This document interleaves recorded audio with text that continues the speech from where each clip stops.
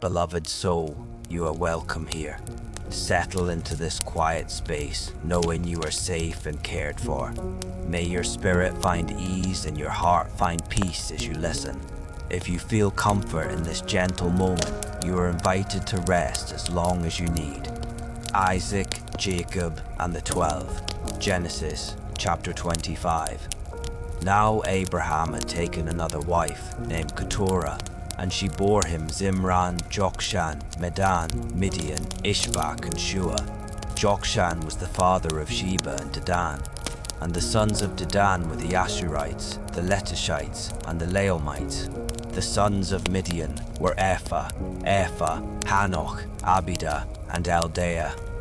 All these were descendants of Keturah. Abraham left everything he owned to Isaac, but while he was still alive, Abraham gave gifts to the sons of his concubines and sent them away from his son Isaac to the land of the east. Abraham lived a total of 105 years, and at a ripe old age he breathed his last and died, old and contented, and was gathered to his people. His sons Isaac and Ishmael buried him in the cave of Machpelah near Mamre, in the field of Ephron son of Zohar the Hittite. This was the field that Abraham had bought from the Hittites. Abraham was buried there with his wife Sarah. After Abraham's death, God blessed his son Isaac, who lived near Beer Lahai Roi. This is the account of Abraham's son Ishmael, whom Hagar the Egyptian, Sarah's maidservant, bore to Abraham. These are the names of the sons of Ishmael in the order of their birth: Nebaioth, the firstborn of Ishmael, then Kedah, Adbeel, Mibsam, Mishma, Duma, Massa, Hadad, Tema, Jetur, Naphish, and Kedema. These were the sons of Ishmael, and these were their names by their villages and encampments, 12 princes of their tribes. Ishmael lived a total of 137 years. Then he breathed his last and died, and was gathered to his people. Ishmael's descendants settled from Havilah to Shur, which is near the border of Egypt as you go toward Ashur, and they lived in hostility toward all their brothers. This is the account of Abraham's son Isaac.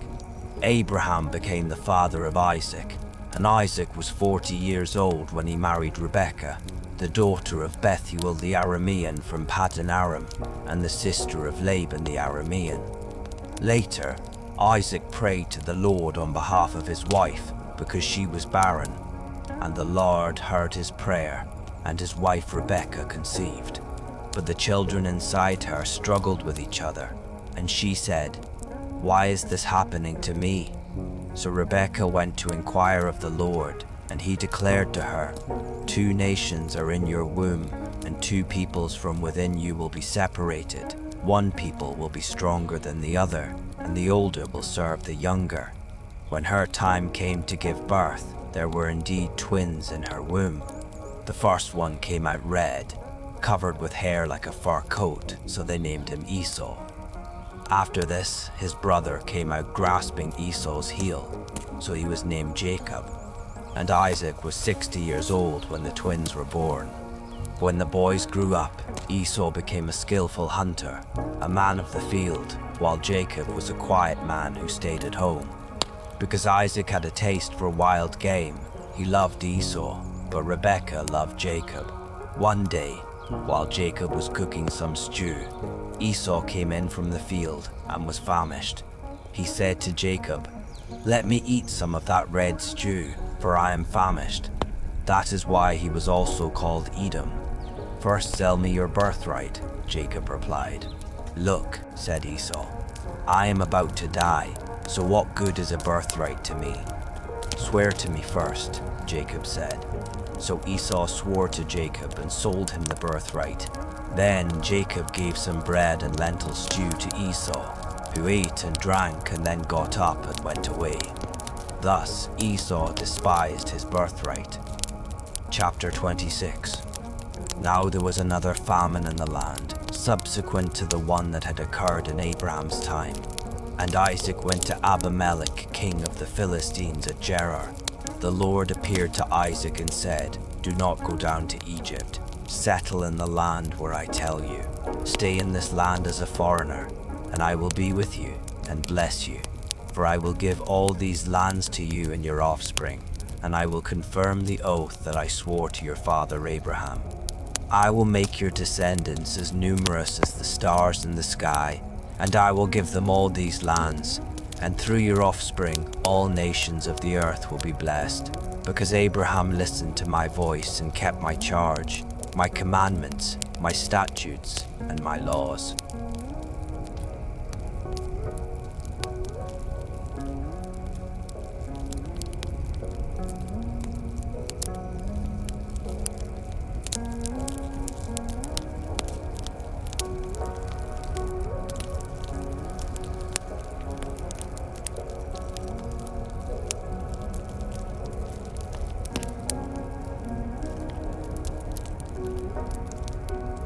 But when the men of that place asked about his wife, he said, "She is my sister," for he was afraid to say, "She is my wife," since he thought to himself, "The men of this place will kill me on account of Rebekah, because she is so beautiful." When Isaac had been there a long time, Abimelech, king of the Philistines, looked down from the window and was surprised to see Isaac caressing his wife Rebekah. Abimelech sent for Isaac and said, "So she's really your wife? How could you say, 'She is my sister's'?" Isaac replied, "Because I thought I might die on account of her." "What is this you have done to us?" asked Abimelech. "One of the people could easily have slept with your wife, and you would have brought guilt upon us." So Abimelech warned all the people, saying, "Whoever harms this man or his wife will surely be put to death."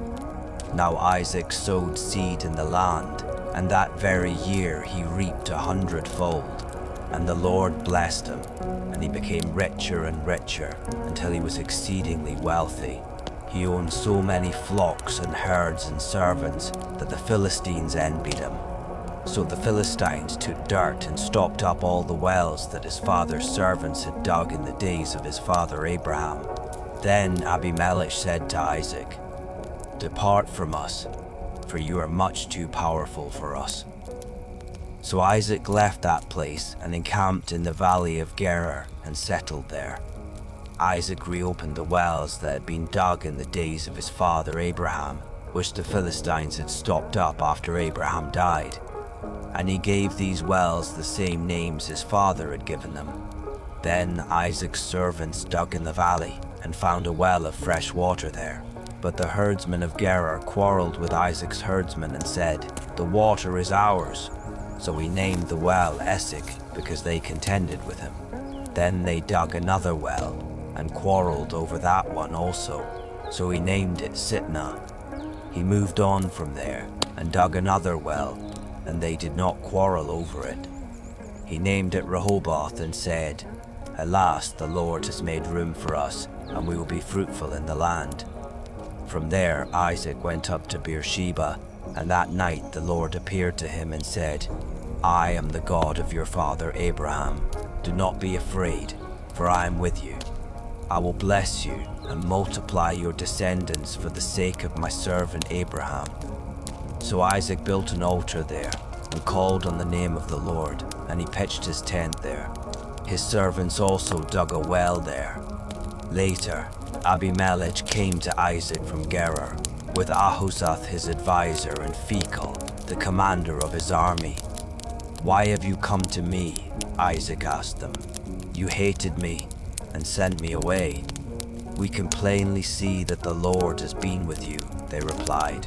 "We recommend that there should now be an oath between us and you. Let us make a covenant with you that you will not harm us, just as we have not harmed you, but have done only good to you, sending you on your way in peace. And now you are blessed by the Lord." So Isaac prepared a feast for them, and they ate and drank. And they got up early the next morning and swore an oath to each other. Then Isaac sent them on their way, and they left him in peace. On that same day, Isaac's servants came and told him about the well they had dug. "We have found water," they told him. So he called it Sheba, and to this day the name of the city is Beersheba.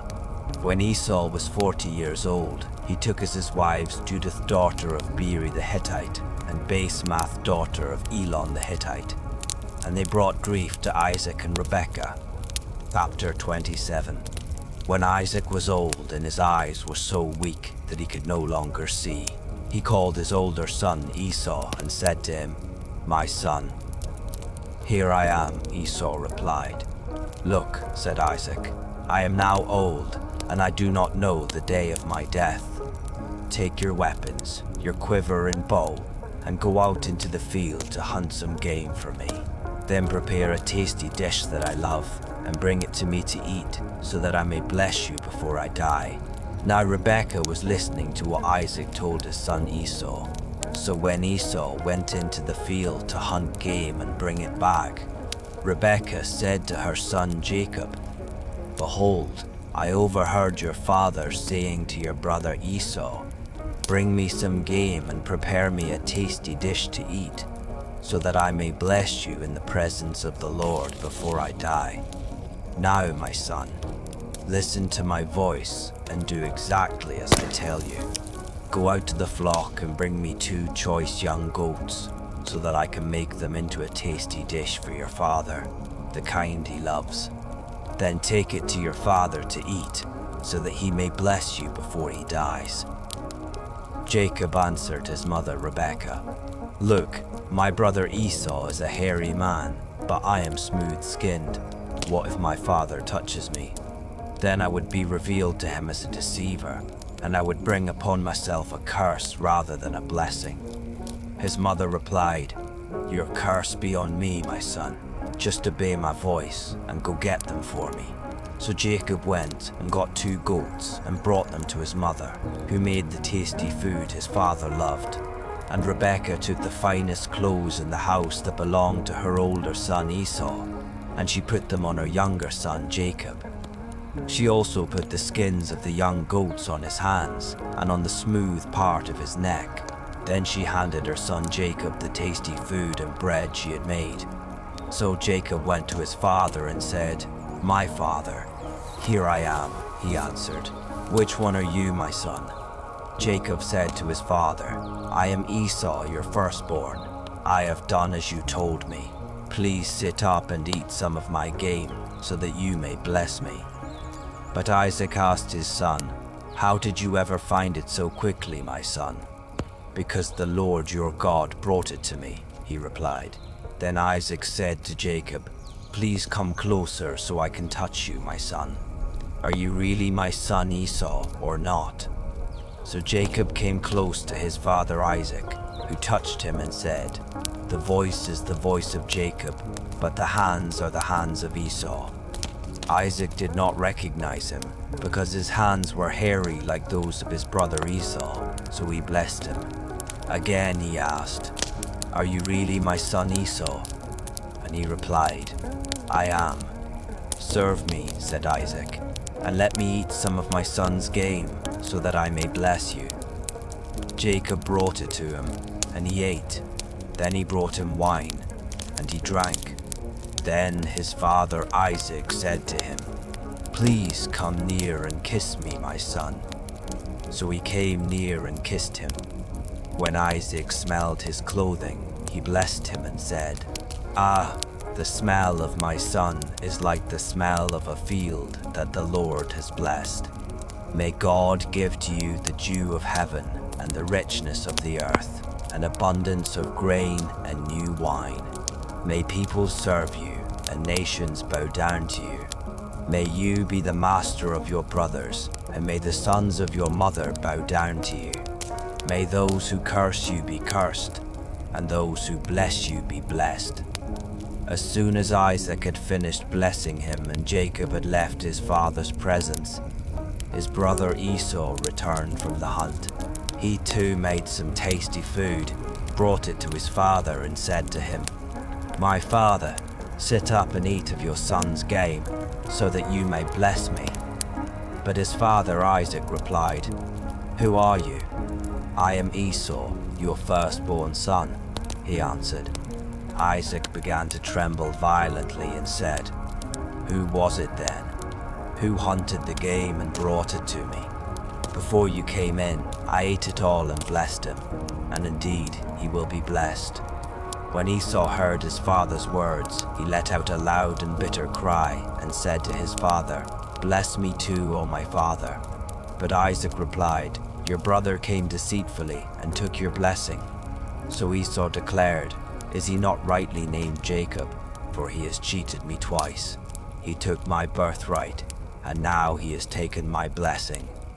Then he asked, "Haven't you saved a blessing for me?" But Isaac answered Esau, "Look, I have made him your master, and given him all his relatives as servants. I have sustained him with grain and new wine. What is left that I can do for you, my son?"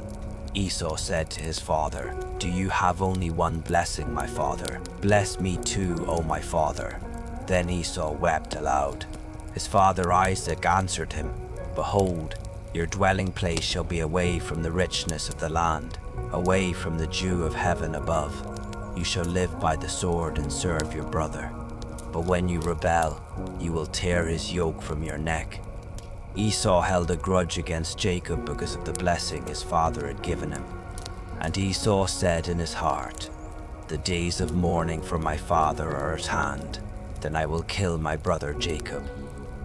When the words of her older son Esau were relayed to Rebekah, she sent for her younger son Jacob and told him, "Look, your brother Esau is consoling himself by plotting to kill you.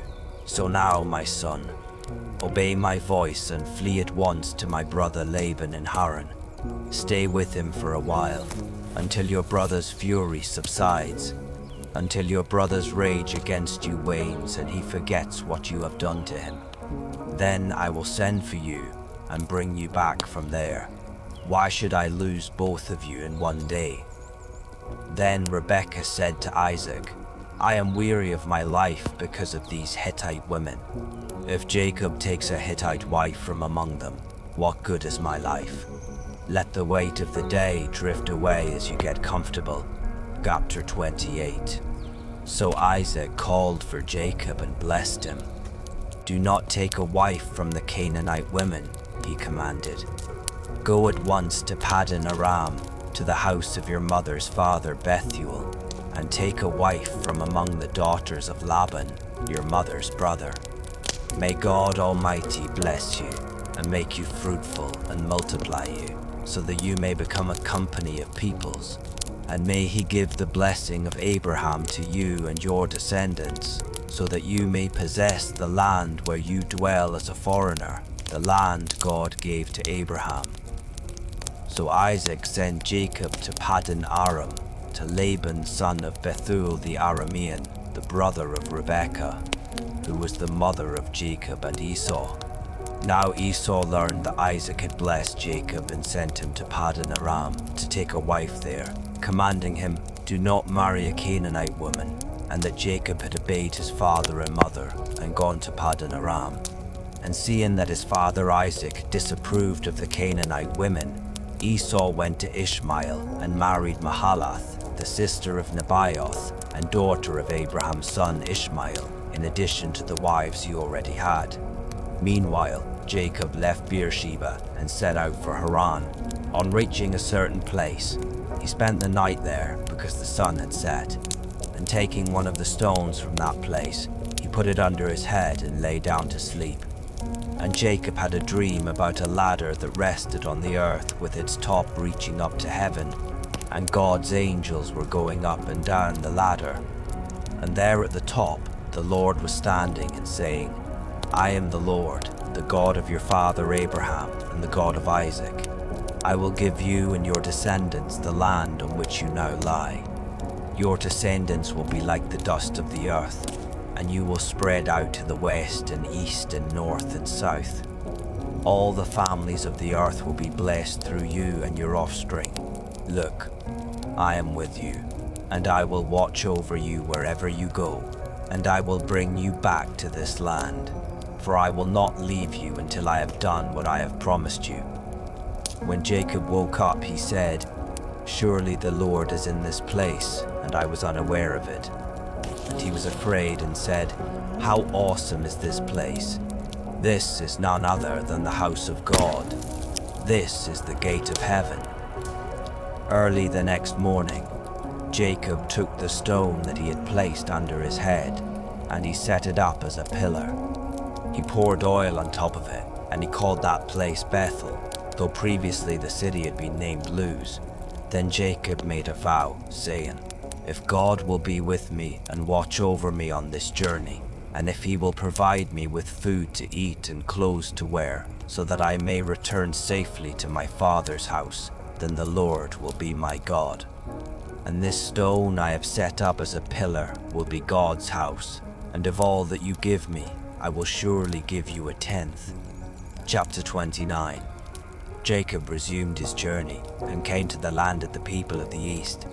He looked and saw a well in the field, and near it lay 3 flocks of sheep, because the sheep were watered from this well, and a large stone covered the mouth of the well. When all the flocks had been gathered there, the shepherds would roll away the stone from the mouth of the well and water the sheep. Then they would return the stone to its place over the mouth of the well. "My brothers," Jacob asked the shepherds, "where are you from?" "We are from Haran," they answered. "Do you know Laban the grandson of Nahor?" Jacob asked. "We know him," they replied. "Is he well?" Jacob inquired. "Yes," they answered, "and here comes his daughter Rachel with his sheep." "Look," said Jacob, "it is still broad daylight. It is not yet time to gather the livestock, water the sheep and take them back to pasture."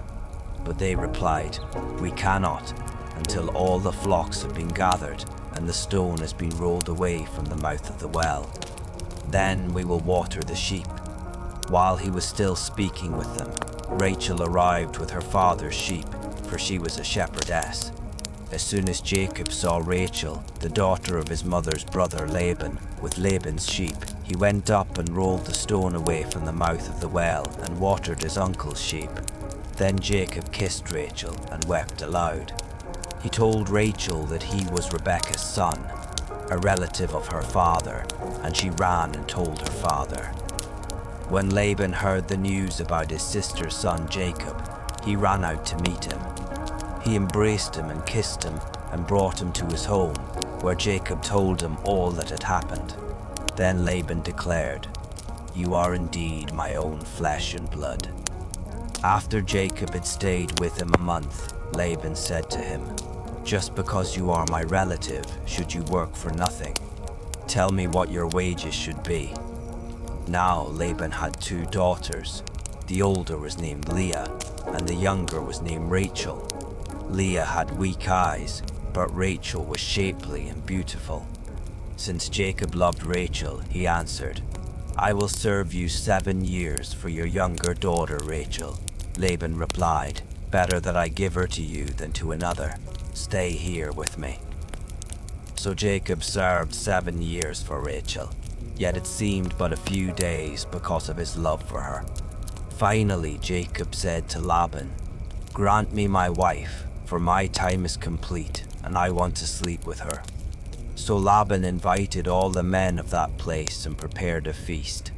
But when evening came, Laban took his daughter Leah and gave her to Jacob, and he slept with her. And Laban gave his servant girl Zilpah to his daughter Leah as her maidservant. When morning came, there was Leah. "What have you done to me?" Jacob said to Laban. "Wasn't it for Rachel that I served you? Why have you deceived me?" Laban replied, "It is not our custom here to give the younger daughter in marriage before the older. Finish this week's celebration, and we will give you the younger one in return for another 7 years of work." And Jacob did just that. He finished the week's celebration, and Laban gave him his daughter Rachel as his wife. Laban also gave his servant girl Bilhah to his daughter Rachel as her maidservant. Jacob slept with Rachel as well, and indeed he loved Rachel more than Leah, so he worked for Laban another 7 years. When the Lord saw that Leah was unloved, he opened her womb, but Rachel was barren. And Leah conceived and gave birth to a son, and she named him Reuben, for she said, "The Lord has seen my affliction. Surely my husband will love me now." Again she conceived and gave birth to a son, and she said, "Because the Lord has heard that I am unloved, he has given me this son as well." So she named him Simeon. Once again, Leah conceived and gave birth to a son, and she said, "Now at last my husband will become attached to me, because I have borne him 3 sons." So he was named Levi. And once more she conceived and gave birth to a son and said, "This time I will praise the Lord." So she named him Judah. Then Leah stopped having children. Chapter 30. When Rachel saw that she was not bearing any children for Jacob, she envied her sister. "Give me children, or I will die," she said to Jacob.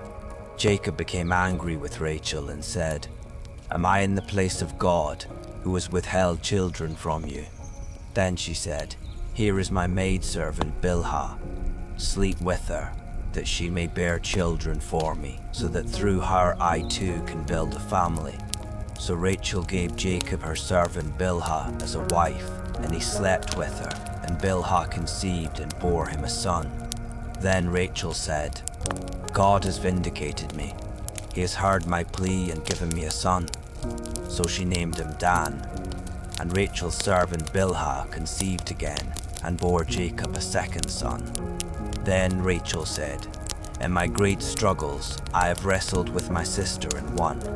So she named him Naphtali. When Leah saw that she had stopped having children, she gave her servant Zilpah to Jacob as a wife. And Leah's servant Zilpah bore Jacob a son. Then Leah said, "How fortunate." So she named him Gad. When Leah's servant Zilpah bore Jacob a second son, Leah said, "How happy I am, for the women call me happy." So she named him Asher. Now during the wheat harvest, Reuben went out and found some mandrakes in the field. When he brought them to his mother, Rachel begged Leah, "Please give me some of your son's mandrakes." But Leah replied, "Is it not enough that you have taken away my husband? Now you want to take my son's mandrakes as well." "Very well," said Rachel.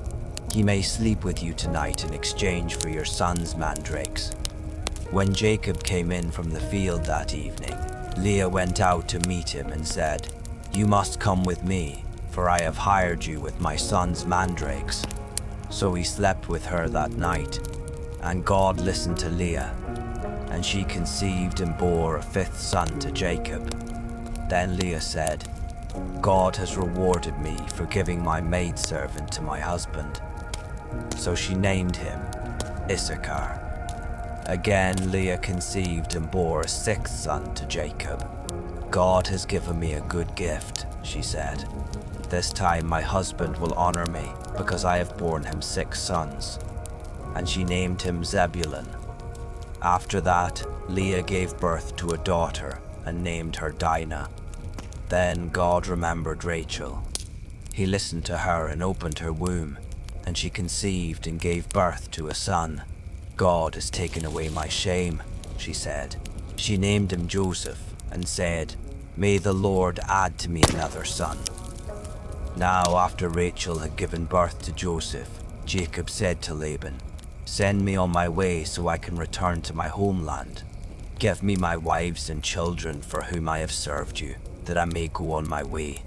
You know how hard I have worked for you." But Laban replied, "If I have found favor in your eyes, please stay. I have learned by divination that the Lord has blessed me because of you." And he added, "Name your wages, and I will pay them." Then Jacob answered, "You know how I have served you, and how your livestock have thrived under my care. Indeed, you had very little before my arrival, but now your wealth has increased many times over. The Lord has blessed you wherever I set foot. But now, when may I also provide for my own household? What can I give you?" Laban asked. "You do not need to give me anything," Jacob replied. "If you do this one thing for me, I will keep on shepherding and keeping your flocks, Let me go through all your flocks today and remove from them every speckled or spotted sheep, every dark-colored lamb, and every spotted or speckled goat. These will be my wages, so my honesty will testify for me when you come to check on my wages in the future. If I have any goats that are not speckled or spotted, or any lambs that are not dark-colored, they will be considered stolen." "Agreed," said Laban. "Let it be as you have said." That very day, Laban removed all the streaked or spotted male goats, and every speckled or spotted female goat, every one that had any white on it, and every dark-colored lamb, and he placed them under the care of his sons. Then he put a 3-day journey between himself and Jacob, while Jacob was shepherding the rest of Laban's flocks.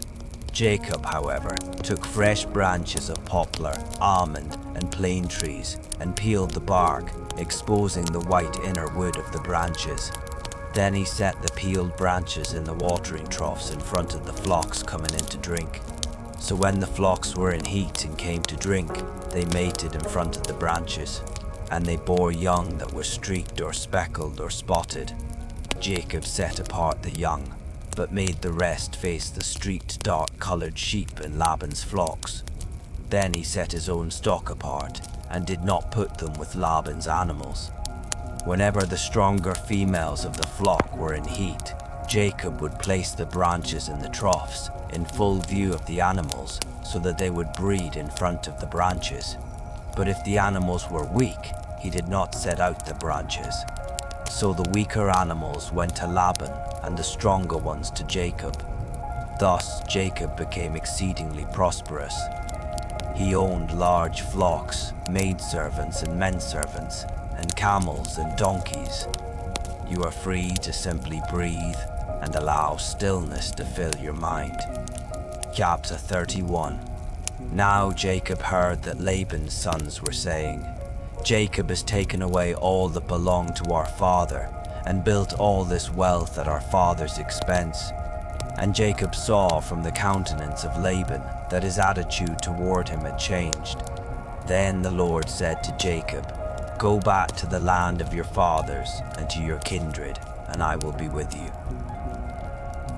So Jacob sent word and called Rachel and Leah to the field where his flocks were, and he told them, "I can see from your father's countenance that his attitude toward me has changed, but the God of my father has been with me.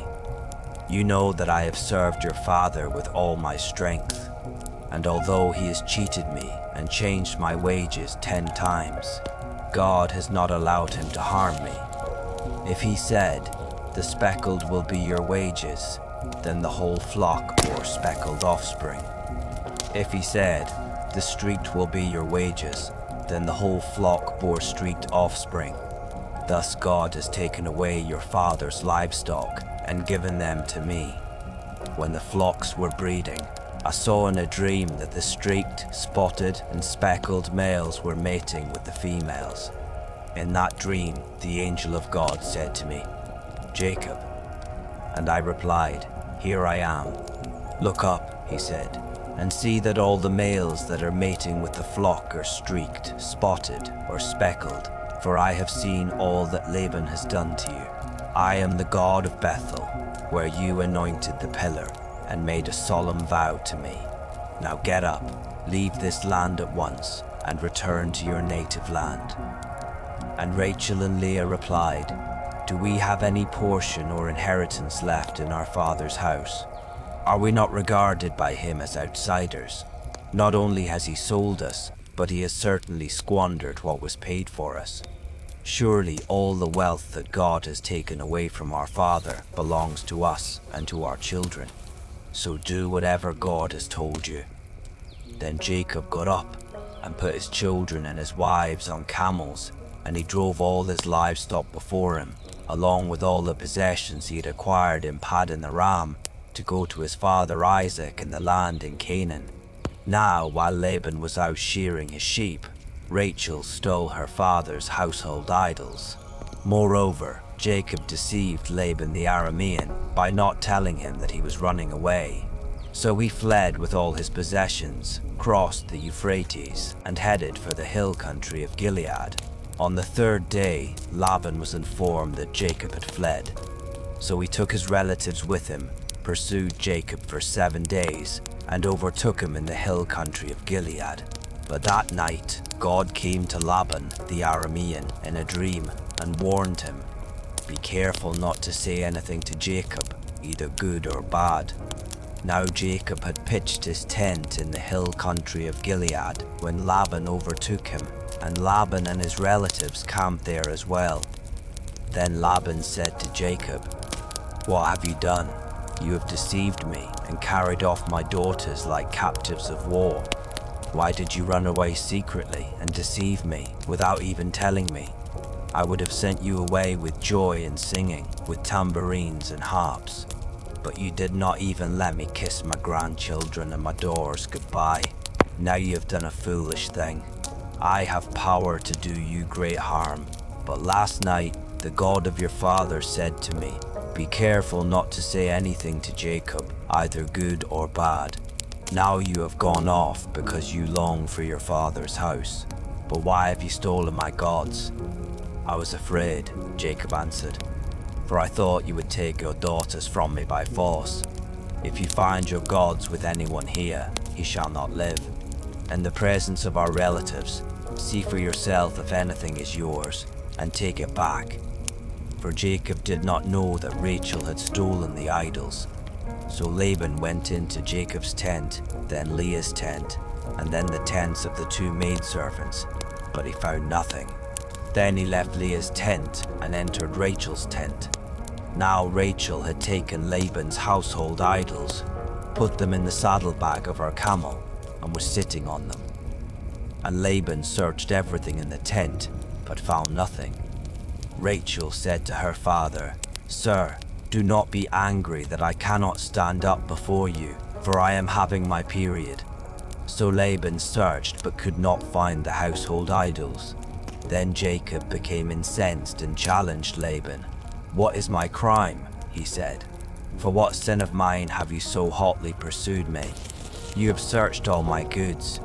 Have you found anything that belongs to you? Put it here before my brothers and yours, that they may judge between the 2 of us. I have been with you for 20 years now. Your sheep and goats have not miscarried, nor have I eaten the rams of your flock. I did not bring you anything torn by wild beasts. I bore the loss myself, and you demanded payment from me for what was stolen by day or night. As it was, the heat consumed me by day, and the frost by night, and sleep fled from my eyes. Thus for 20 years I have served in your household, 14 years for your 2 daughters, and 6 years for your flocks. And you have changed my wages 10 times. If the God of my father, the God of Abraham and the fear of Isaac, had not been with me, surely by now you would have sent me away empty-handed. But God has seen my affliction and the toil of my hands, and last night he rendered judgment."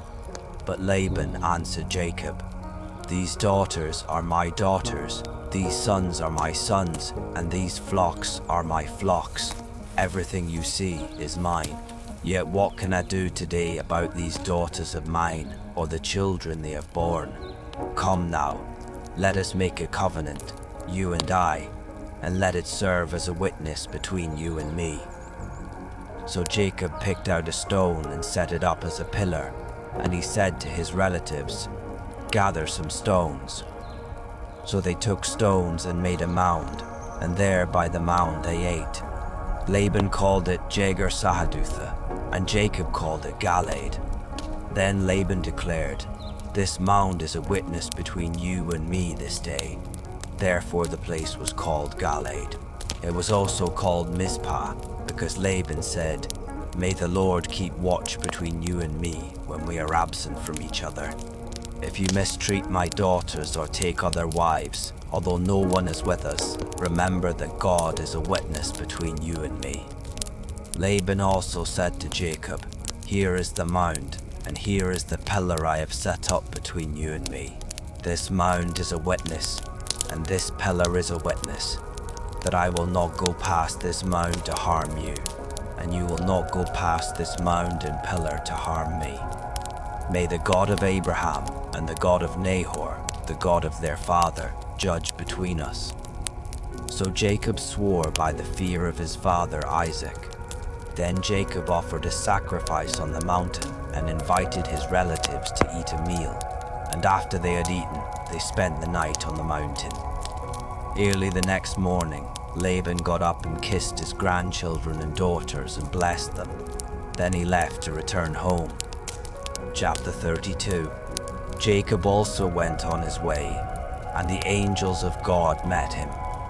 When Jacob saw them, he said, "This is the camp of God." So he named that place Mahanaim. Jacob sent messengers ahead of him to his brother Esau in the land of Seir, the country of Edom. He instructed them, "You are to say to my master Esau, your servant Jacob says, I have been staying with Laban and have remained there until now. I have oxen, donkeys, flocks, men servants, and maid servants. I have sent this message to inform my master, so that I may find favor in your sight." When the messengers returned to Jacob, they said, "We went to your brother Esau, and now he is coming to meet you, he and 400 men with him." In great fear and distress, Jacob divided his people into 2 camps, as well as the flocks and herds and camels. He thought, "If Esau comes and attacks one camp, then the other camp can escape." Then Jacob declared, "O God of my father Abraham, God of my father Isaac, the Lord who told me, 'Go back to your country and to your kindred, and I will make you prosper,' I am unworthy of all the kindness and faithfulness you have shown your servant. Indeed, with only my staff I came across the Jordan, but now I have become 2 camps. Please deliver me from the hand of my brother Esau, for I am afraid that he may come and attack me and the mothers and children with me. But you have said, I will surely make you prosper, and I will make your offspring like the sand of the sea, too numerous to count." Jacob spent the night there, and from what he had brought with him, he selected a gift for his brother Esau: 200 female goats, 20 male goats, 200 ewes, 20 rams, 30 milk camels with their young, 40 cows, 10 bulls, 20 female donkeys, and 10 male donkeys. He entrusted them to his servants in separate herds and told them, "Go on ahead of me and keep some distance between the herds." He instructed the one in the lead, "When my brother Esau meets you and asks, 'To whom do you belong? Where are you going? And whose animals are these before you?' then you are to say, 'They belong to your servant Jacob. They are a gift sent to my lord Esau. And behold, Jacob is behind us." He also instructed the second, the third, and all those following behind the herds, "When you meet Esau, you are to say the same thing to him. You are also to say, 'Look, your servant Jacob is right behind us.' For he thought, 'I will appease Esau with the gift that is going before me. After that I can face him, and perhaps he will accept me.' So Jacob's gifts went on before him while he spent the night in the camp. During the night, Jacob got up and took his 2 wives, his 2 maidservants, and his 11 sons, and crossed the ford of the Jabbok. He took them and sent them across the stream, along with all his possessions. So Jacob was left all alone, and there a man wrestled with him until daybreak. When the man saw that he could not overpower Jacob, he struck the socket of Jacob's hip and dislocated it as they wrestled. Then the man said, "Let me go, for it is daybreak." But Jacob replied, "I will not let you go unless you bless me." "What is your name?" the man asked. "Jacob," he replied. Then the man said, "Your name will no longer be Jacob, but Israel, because you have struggled with God and with men, and you have prevailed." And Jacob requested, "Please tell me your name." But he replied, "Why do you ask my name? Then he blessed Jacob there. So Jacob named the place Peniel, saying, "Indeed, I have seen God face to face, and yet my life was spared." The sun rose above him as he passed by Peniel, and he was limping because of his hip. Therefore, to this day, the Israelites do not eat the tendon attached to the socket of the hip, because the socket of Jacob's hip was struck near that tendon. Chapter 33. Now Jacob looked up and saw Esau coming toward him with 400 men. So he divided the children among Leah, Rachel, and the 2 maidservants. He put the maidservants and their children in front, Leah and her children next, and Rachel and Joseph at the rear. But Jacob himself went on ahead and bowed to the ground 7 times as he approached his brother. Esau, however, ran to him and embraced him, threw his arms around his neck and kissed him, and they both wept. When Esau looked up and saw the women and children, he asked, "Who are these with you?" Jacob answered, "These are the children God has graciously given your servant." Then the maidservants and their children approached and bowed down. Leah and her children also approached and bowed down, and then Joseph and Rachel approached and bowed down. "What do you mean by sending this whole company to meet me?" asked Esau. "To find favor in your sight, my lord," Jacob answered. "I already have plenty, my brother," Esau replied. "Keep what belongs to you." But Jacob insisted, "No, please. If I have found favor in your sight, then receive this gift from my hand. For indeed, I have seen your face, and it is like seeing the face of God, since you have received me favorably. Please accept my gift that was brought to you, because God has been gracious to me, and I have all I need." So Jacob pressed him until he accepted. Then Esau said, "Let us be on our way, and I will go ahead of you." But Jacob replied, "My Lord knows that the children are frail, and I must care for sheep and cattle that are nursing their young. If they are driven hard for even a day, all the animals will die. Please let my Lord go ahead of his servant. I will continue on slowly, at a comfortable pace for the livestock and children, until I come to my Lord at Seir. Let me leave some of my people with you," Esau said. But Jacob replied, "Why do that? Let me find favor in the sight of my Lord." So that day Esau started on his way back to Seir, but Jacob went on to Succoth, where he built a house for himself and shelters for his livestock. That is why the place was called Succoth.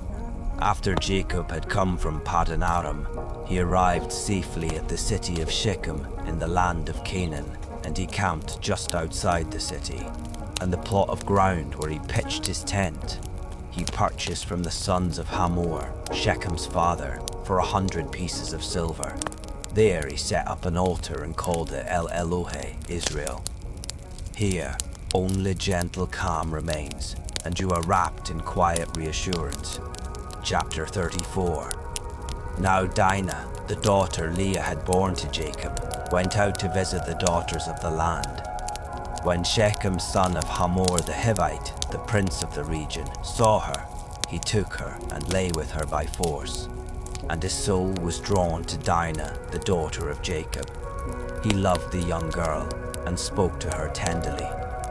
So Shechem told his father Hamor, "Get me this girl as a wife." Jacob heard that Shechem had defiled his daughter Dinah, but since his sons were with his livestock in the field, he remained silent about it until they returned. Meanwhile, Shechem's father Hamor came to speak with Jacob. When Jacob's sons heard what had happened, they returned from the field.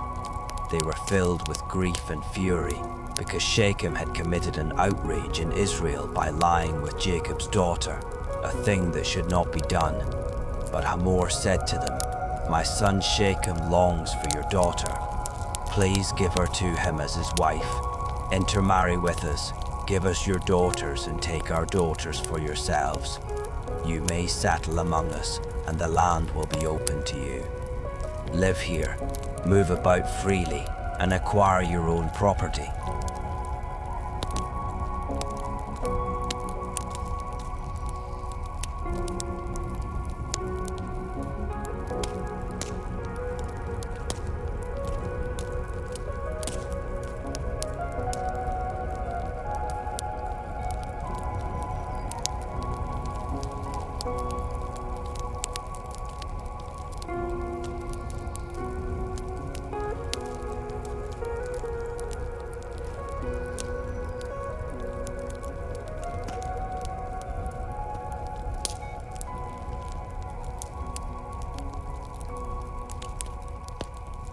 Only give me the girl as my wife." But because Shechem had defiled their sister Dinah, Jacob's sons answered him and his father Hamor deceitfully. "We cannot do such a thing," they said. "To give our sister to an uncircumcised man would be a disgrace to us. We will consent to this on one condition, that ye become circumcised like us, every one of your males. Then we will give you our daughters and take your daughters for ourselves. We will dwell among you and become one people. But if you will not agree to be circumcised, then we will take our sister and go." Their offer seemed good to Hamor and his son Shechem. The young man, who was the most respected of all his father's household, did not hesitate to fulfill this request, because he was delighted with Jacob's daughter. So Hamor and his son Shechem went to the gate of their city and addressed the men of their city. "These men are at peace with us. Let them live and trade in our land. Indeed, it is large enough for them. Let us take their daughters in marriage and give our daughters to them. But only on this condition will the men agree to dwell with us and be one people, if all our men are circumcised as they are. Will not their livestock, their possessions, and all their animals become ours? Only let us consent to them, and they will dwell among us." All the men who went out of the city gate listened to Hamor and his son Shechem, and every male of the city was circumcised. 3 days later, while they were still in pain, 2 of Jacob's sons, Dinah's brothers Simeon and Levi, took their swords, went into the unsuspecting city, and slaughtered every male. They killed Hamor and his son Shechem with their swords, took Dinah out of Shechem's house, and went away. Jacob's other sons came upon the slaughter and looted the city, because their sister had been defiled. They took their flocks and herds and donkeys, and everything else in the city or in the field. They carried off all their possessions, and women and children, and they plundered everything in their houses. Then Jacob said to Simeon and Levi, "You have brought trouble upon me by making me a stench to the Canaanites and Perizzites, the people of this land. We are few in number. If they unite against me and attack me, I and my household will be destroyed." But they replied, "Should he have treated our sister like a prostitute?" Chapter 35. Then God said to Jacob, "Arise, go up to Bethel and settle there. Build an altar there to the God who appeared to you when you fled from your brother Esau." So Jacob told his household and all who were with him, "Get rid of the foreign gods that are among you. Purify yourselves and change your garments. Then let us arise and go to Bethel. I will build an altar there to God, who answered me in my day of distress. He has been with me wherever I have gone."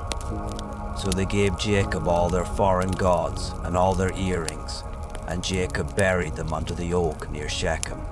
As they set out, a terror from God fell over the surrounding cities, so that they did not pursue Jacob's sons. So Jacob and everyone with him arrived in Luz, that is, Bethel, in the land of Canaan. There Jacob built an altar, and he called that place El Bethel, because it was there that God had revealed himself to Jacob as he fled from his brother. Now Deborah, Rebekah's nurse, died and was buried under the oak below Bethel, so Jacob named it Allen Bakuth. After Jacob had returned from Paddan Aram, God appeared to him again and blessed him. And God said to him, "Though your name is Jacob, you will no longer be called Jacob. Instead, your name will be Israel." So God named him Israel. And God told him, "I am God Almighty. Be fruitful and multiply. A nation, even a company of nations, shall come from you, and kings shall descend from you. The land that I gave to Abraham and Isaac, I will give to you, and I will give this land to your descendants after you." Then God went up from the place where he had spoken with him. So Jacob set up a pillar in the place where God had spoken with him, a stone marker, and he poured out a drink offering on it and anointed it with oil. Jacob called the place where God had spoken with him Bethel. Later, they set out from Bethel, and while they were still some distance from Ephrath, Rachel began to give birth, and her labor was difficult. During her severe labor, the midwife said to her, "Do not be afraid, for you are having another son." And with her last breath, for she was dying, she named him Ben-Oni. But his father called him Benjamin. So Rachel died and was buried on the way to Ephrath, that is, Bethlehem. Jacob set up a pillar on her grave and marked Rachel's tomb to this day. Israel again set out and pitched his tent beyond the Tower of Eder. While Israel was living in that region, Reuben went in and slept with his father's concubine Bilhah, and Israel heard about it. Jacob had 12 sons. The sons of Leah were Reuben, the firstborn of Jacob, Simeon, Levi, Judah, Issachar, and Zebulun. The sons of Rachel were Joseph and Benjamin. The sons of Rachel's maidservant Bilhah were Dan and Naphtali. And the sons of Leah's maidservant Zilpah were Gad and Asher. These are the sons of Jacob, who were born to him in Paddan Aram. Jacob returned to his father Isaac at Mamre, near Kiriath Arba, that is Hebron, where Abraham and Isaac had stayed. And Isaac lived 80 years. Then he breathed his last, and died, and was gathered to his people, old and full of years. And his sons Esau and Jacob buried him. Chapter 36. This is the account of Esau, that is, Edom. Esau took his wives from the daughters of Canaan: Adah, daughter of Elon the Hittite, Oholibamah, daughter of Anna, and granddaughter of Zibeon the Hivite, and Basemath, daughter of Ishmael, and sister of Nebaioth. And Adah bore Eliphaz to Esau. Basemath gave birth to Reuel, and Oholibamah gave birth to Jush, Jalam, and Korah. These were the sons of Esau, who were born to him in the land of Canaan. Later, Esau took his wives and sons and daughters, and all the people of his household, along with his livestock, all his other animals, and all the property he had acquired in Canaan, and he moved to a land far away from his brother Jacob. For their possessions were too great for them to dwell together. The land where they stayed could not support them because of their livestock. So Esau, that is Edom, settled in the area of Mount Seir. This is the account of Esau, the father of the Edomites, in the area of Mount Seir. These are the names of Esau's sons: Eliphaz, son of Esau's wife Adah, and Reuel, son of Esau's wife Basemath. The sons of Eliphaz were Teman, Omar, Zepho, Gatam, and Kenaz. Additionally, Timnah, a concubine of Esau's son Eliphaz, gave birth to Amalek. These are the grandsons of Esau's wife Adah. These are the sons of Reuel: Nahath, Zerah, Shammah, and Mizah. They are the grandsons of Esau's wife Basemath. These are the sons of Esau's wife, Oholibamah, daughter of Anna and granddaughter of Zibeon, whom she bore to Esau: Jush, Jalam, and Korah. These are the chiefs among the sons of Esau. The sons of Eliphaz, the firstborn of Esau, chiefs Teman, Omar, Zepho, Kenaz, Korah, Gatam, and Amalek. They are the chiefs of Eliphaz in the land of Edom, and they are the grandsons of Adah. These are the sons of Esau's son Reuel, chiefs Nahath, Zerah, Shammah, and Mizah. They are the chiefs descended from Reuel in the land of Edom, and they are the grandsons of Esau's wife Basemath. These are the sons of Esau's wife Oholibamah, chiefs Jush, Jalam, and Korah. They are the chiefs descended from Esau's wife Oholibamah, the daughter of Anna. All these are the sons of Esau, that is, Edom, and they were their chiefs. These are the sons of Seir the Horite, who were living in the land: Lotan, Shobal, Zibeon, Anna, Dison, Ezer, and Dishan. They are the chiefs of the Horites, the descendants of Seir in the land of Edom. The sons of Lotan were Hori and Hemam. Timnah was Lotan's sister. These are the sons of Shobal, Alvan, Manahath, Ebal, Shepho, and Onam. These are the sons of Zibeon, Aya, and Anna. This is the Anna who found the hot springs in the wilderness as he was pasturing the donkeys of his father Zibeon.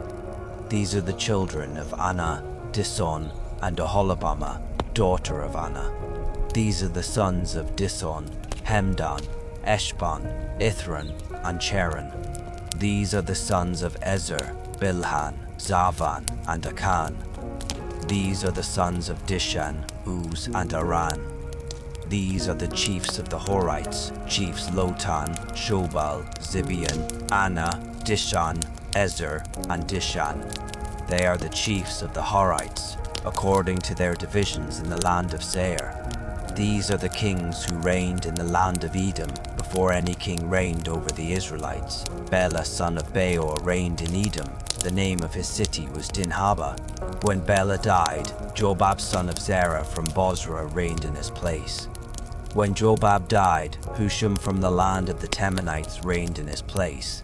When Husham died, Hadad son of Bedad, who defeated Midian in the country of Moab, reigned in his place. And the name of his city was Avith. When Hadad died, Samlah from Masrekah reigned in his place. When Samlah died, Shaul from Rehoboth on the Euphrates reigned in his place. When Shaul died, Baal-Hanan son of Akbor reigned in his place. When Baal-Hanan son of Akbor died, Hadad reigned in his place.